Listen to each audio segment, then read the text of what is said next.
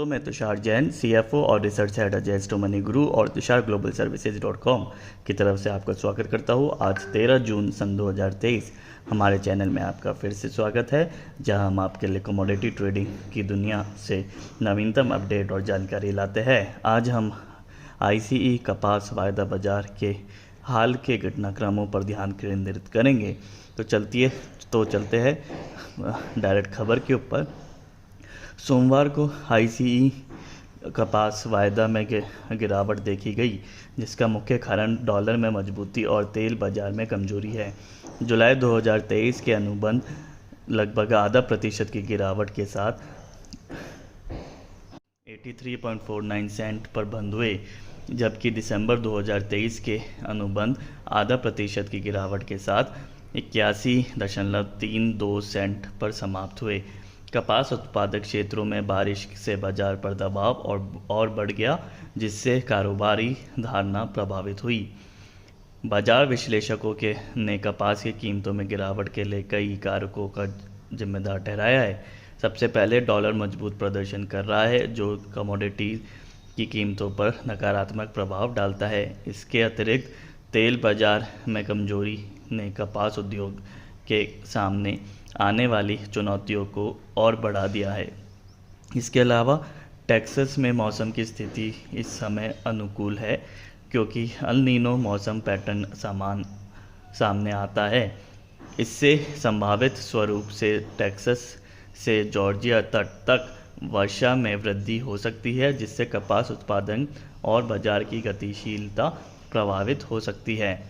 जैसे कि व्यापारी मौसम के मिजाज पर बारीकी से नज़र रखते हैं, वे फेडरल रिजर्व की 2 दिवसीय बैठक के नतीजों का भी बेसब्री से इंतजार कर रहे हैं, जो व्यापक वित्तीय बाजारों के लिए निहितार्थ हो सकता है और बाद में कपास की कीमतों को प्रभावित कर सकता है।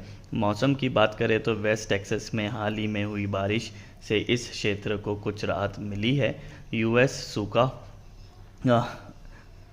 निगरानी मूल्यांकन क्षेत्र में सुधार का संकेत देता है। हालांकि भविष्य के मौसम के दृष्टिकोण से आने वाले हफ्ते में सामान्य से कम वर्षा और सामान्य से अधिक तापमान का संकेत मिलता है।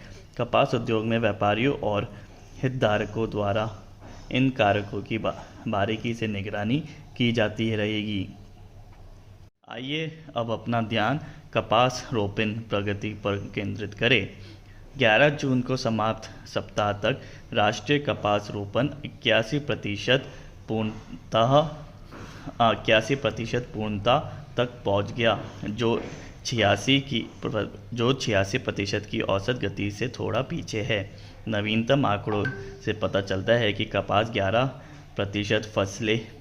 की 11% फसलें चौपट हो रही है, जो औसत गति से 3% कम है।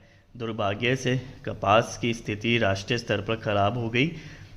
ब्रुगलर 500 सूचकांक 5 अंक गिरकर 341 पर आ गया। विशेष रूप से कैरोलिनास ने कपास की स्थिति में सबसे महत्वपूर्ण गिरावट का अनुभव किया, जबकि ओक्लाहोमा और मिसिसिपी ने कुछ सुधार दिखाया। अब 2023-24 का जो सीज़न है, उसके लिए अमेरिका कपास अनुमानों पर एक नज़र डालते हैं। World agriculture supply and demand के जो एस्टिमेट्स है WASDE रिपोर्ट के मुताबिक पिछले महीने की तुलना में शुरुआती स्टॉक में कमी आई है। हालांकि रिपोर्ट उच्च उत्पादक निर्यात और अंतिम स्टॉक का भी संकेत देती है। दक्षिण पश्चिम में हाल ही अनुकूल वर्षा के परिणाम स्वरूप अनुभावित प्रत्यागना में कमी आई है, जिससे उत्पादन में 1 मिलियन गांठों की वृद्धि हुई है, जो अब 16.5 मिलियन गांठ है। आगे बढ़ते हुए अंतर्राष्ट्रीय कपास बाजार पर स्पर्श करें तो हमें पता चलता है कॉटलुक इंडेक्स को, जो कपास की कीमतों के लिए एक बेंचमार्क के रूप में कार्य करता है, ने 9 जून को 70 सेंट से 69.38 सेंट बढ़ गया। इससे अतिरिक्त 7 जून तक आईसीई प्रमाणित स्टॉक 15,580 गार्ड था। हमारा ध्यान भारत पर स्थानांतरित करते हुए सरकार ने हाल ही में कपास खरीद मूल्य में लगभग 9% की वृद्धि की घोषणा की। नई कीमत 6,620 रुपये प्रति 100 किलोग्राम है, जो 5 वर्षों में सबसे अधिक वृद्धि है। भारत के कपास बाजार में इस विकास का वैश्विक कपास की कीमतों और व्यापारियों की गतिशीलता पर प्रभाव पड़ सकता है।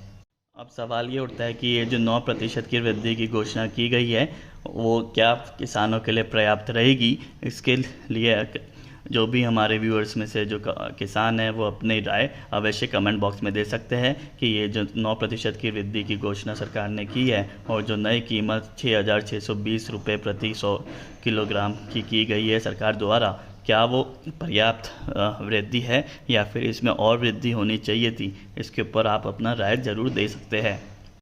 अब कमिटमेंट ऑफ ट्रेडर्स रिपोर्ट के अंत में यह पता चला कि मैनेज्ड मनी कॉटन ट्रेडर्स के पास 6 जून तक 4,070 कॉटेक्स की नेट लॉन्ग पोजीशन थी।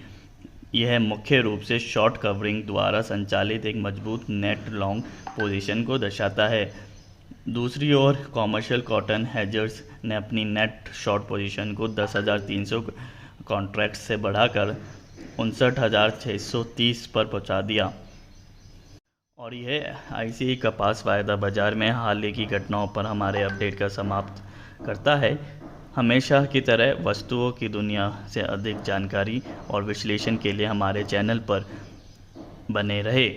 इस वीडियो को लाइक करना ना भूलें, हमारे चैनल को सब्सक्राइब करें और नोटिफिकेशन बेल को हिट करें ताकि आप कभी भी अपडेट मिस ना करें। देखने के लिए धन्यवाद और हम आपके अगले वीडियो में देखेंगे। धन्यवाद।